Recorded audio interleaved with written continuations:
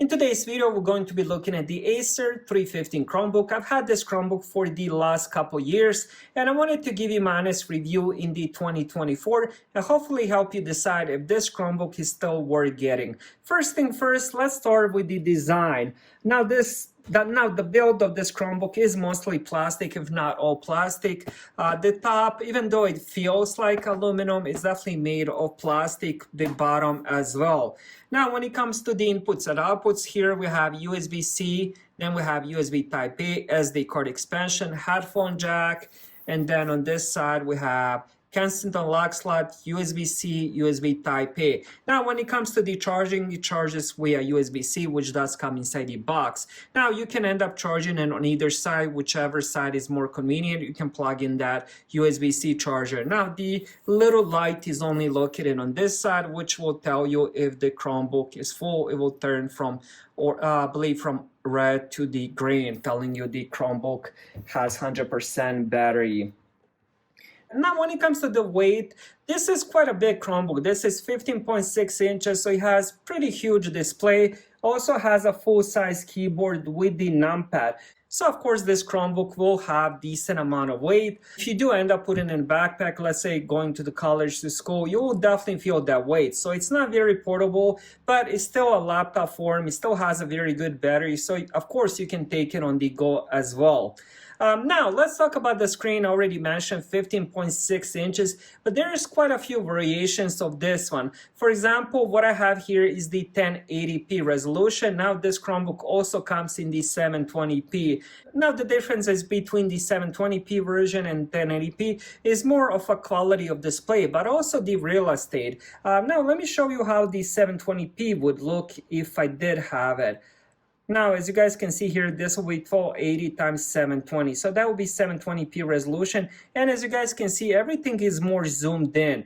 Now, if we go back to the 1080p resolution, look how much more space we do have on the screen. Now, another reason why I would recommend 1080p resolution, if you do end up watching Netflix, Amazon, YouTube, and stuff like that, if you do have the 720p resolution, you will be stuck on that resolution. So you won't be able to watch better quality videos on whichever platform you're watching.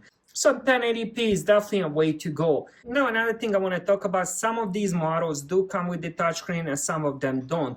What I have here is the touchscreen, so I can pretty much use it as a big tablet. Now, this isn't two-in-one. I can flip the screen all the way around. So even though it is touchscreen, you can't really use it as a tablet. You can flip it around, put it on the table. So you can only use the touchscreen, of course, in the laptop mode. And it works pretty good, but I found myself not using it as much. Mostly I do end up using it as a regular laptop with the trackpad and the keyboard. Now, let's talk about the performance. Once again, there's few different variations. I'm gonna try covering those as well.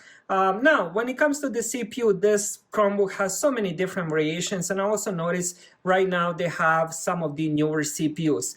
So what I have here is the N4020. There's also N4000 CPU, N4500 CPU. So there's a lot of those Intel CPUs. Now, the differences between those, if the number is larger, it will be a newer, better CPU. But the performance-wise, there really isn't that much of a difference. I would say 5–10% between those. So day-to-day tasks, you're not going to notice much of a difference.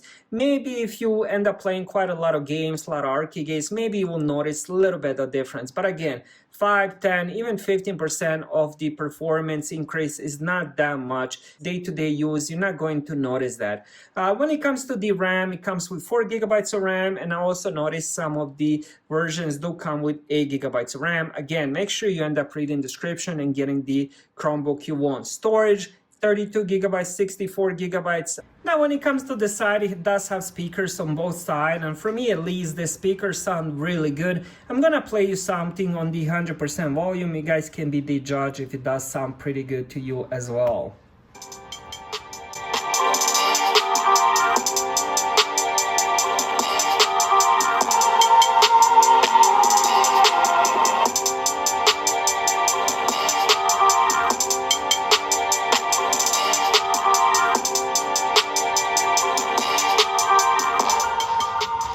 I personally love how the speakers sound. They are pretty loud. They also have a little bit of bass as well.